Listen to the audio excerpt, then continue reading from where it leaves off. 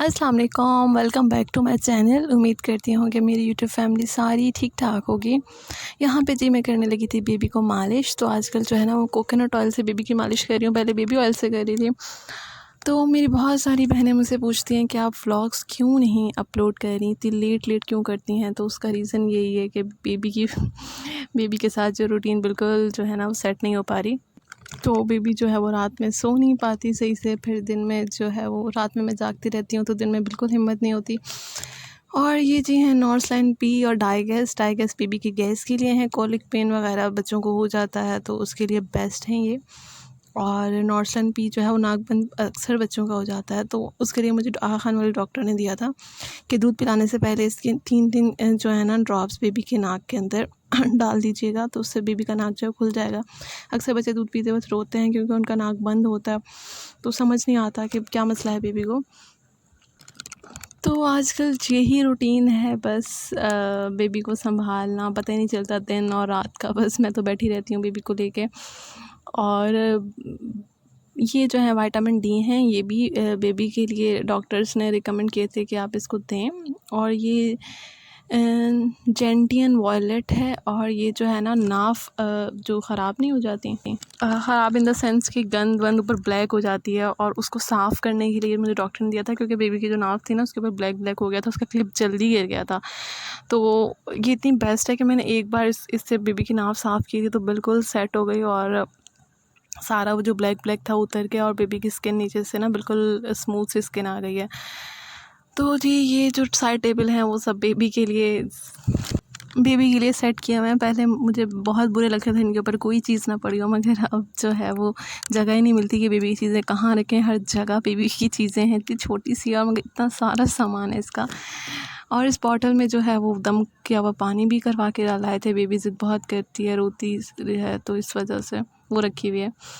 तो ये बेबी जो है ना मेरी बिल्कुल रैप नहीं होती इसको मैं रैपिंग शीट में स्वेडल्स में बांधने की कोशिश करती हूँ, तो इसको आदत हो गई है कि नहीं मुझे खुला छोड़ दो। शायद गर्मी है इस वजह से भी। तो ये इसके नन्हे छोटे पाँव हैं। तो अच्छा जी, जैसे कि मैंने आप लोगों को गुड न्यूज़ कहा था कि गैस करें, तो काफ़ी लोगों ने गैस कर ली थी। यस जी हाँ, तो मेरा जो चैनल है वो मोनेटाइज़ हो गया है आप सबकी दुआओं से, आप सबकी मेहनत से। क्योंकि आप लोग ही हैं, आप लोग अगर हम लोगों को ना देखें, ना लाइक करें, ना सब्सक्राइब करें, तो हमारे चैनल जो है वो मोनेटाइज़ कभी भी ना हो। तो आप सबका बहुत शुक्रिया। जो लोग थ्रू आउट में इस जर्नी में मेरे साथ रहे उनका तो बहुत शुक्रिया। बहुत सारे लोग हैं, मैं नाम जो है वो एक का लूँगी तो व्लॉग छोटा पड़ जाएगा। तो बस यही कहूँगी कि सबका बहुत शुक्रिया जिन्होंने मुझे बहुत प्यार दिया, मुझे सब्सक्राइब किया, मुझे कमेंट्स करते हैं, इतने अच्छे दुआएं देते हैं। तो ऐसे ही मेरी न्यू यूट्यूबर्स बहुत सारी हैं, तो मैं वो कह रही थी कि हमें शाउट आउट दें। मैंने यही कहा था, मैं लास्ट व्लॉग में भी मैंने दिए थे कुछ को, और आज भी दूँगी।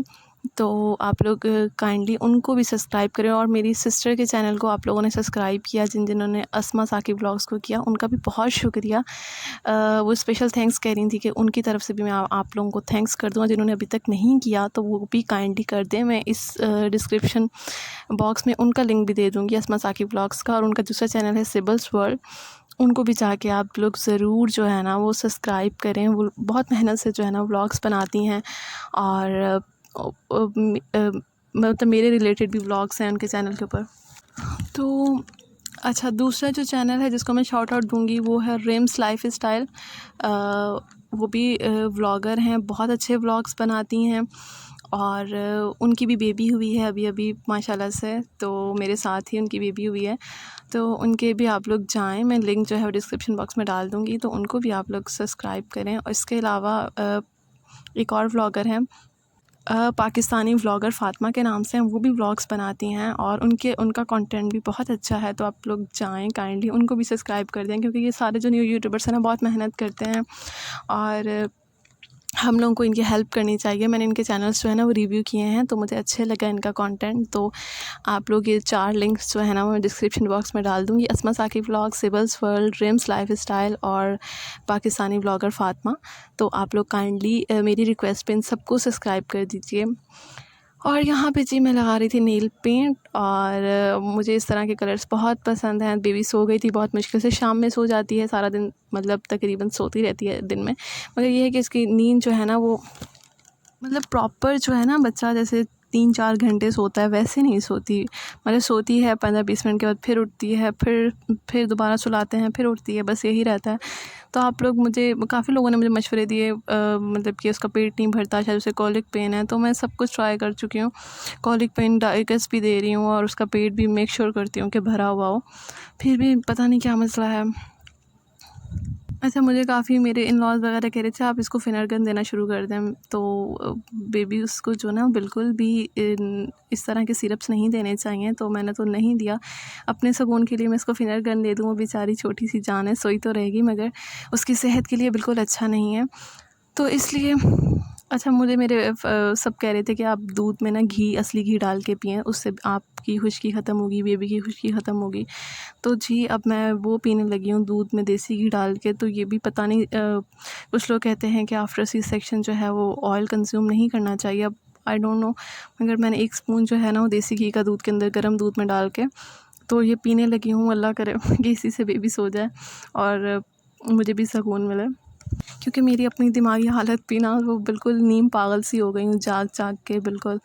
और बिल्कुल भी अपने सारे भी मेरे जितने भी काम हैं सब पेंडिंग पे हैं और कुछ भी नहीं कर पा रही। इवन कि मैं कमेंट्स के रिप्लाई भी नहीं दे पाती अब तो, और चेक भी नहीं कर पाती अपना यूट्यूब ज़्यादातर, क्योंकि सब यही कह रहे हैं कि 40 डेज़ के बाद बेबी की रूटीन सेट हो।